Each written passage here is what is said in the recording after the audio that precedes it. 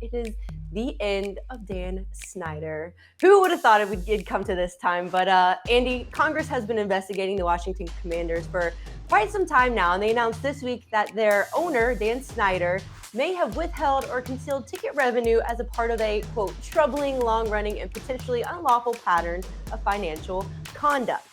Big yikes.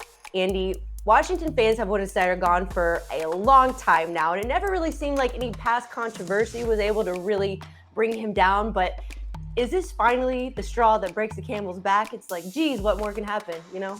If all this proves to be true, Mackenzie, I got two words for you.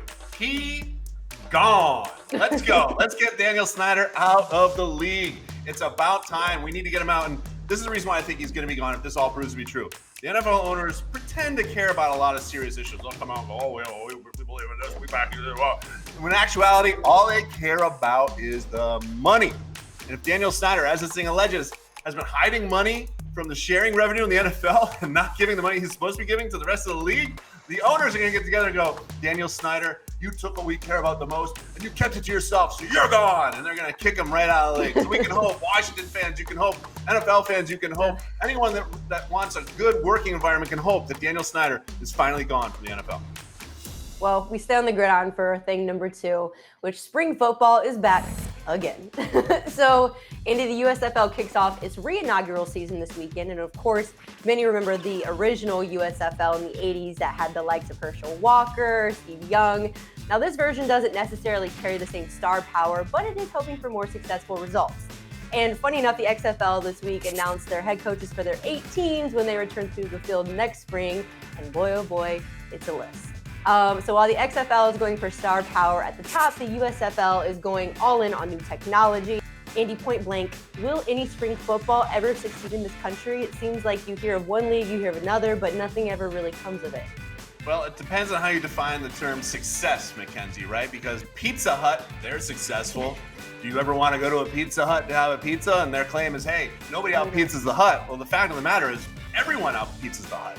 And so the USFL is coming back, XFL is coming back, and it's like, great, we can now spend our springs watching a bunch of guys that can't make the New York Jets.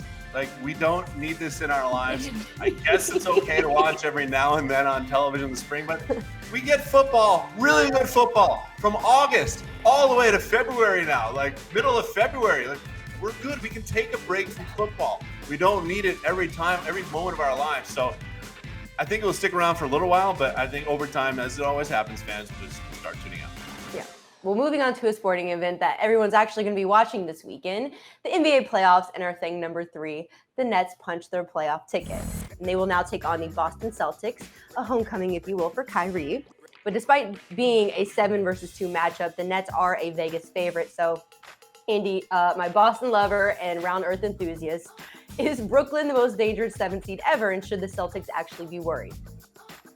Yes, they are a dangerous team. Obviously, Kevin Durant's one of the best players ever playing at the top of his game right now. Kyrie Irving, one of the best players in the league playing at the top of his game right now. But you know what? As a Celtics fan, I say let's go. If you want to get to the championship, you got to beat the best teams to get there. The Nets are a very good team. I don't know how they're a 7 seed, just basically because they played really bad basketball for a lot of the season. But now this is when it all counts. The playoffs, Celtics, Nets. And of course, the Celtics don't have Robert Williams, which hurts them a lot. But you know what?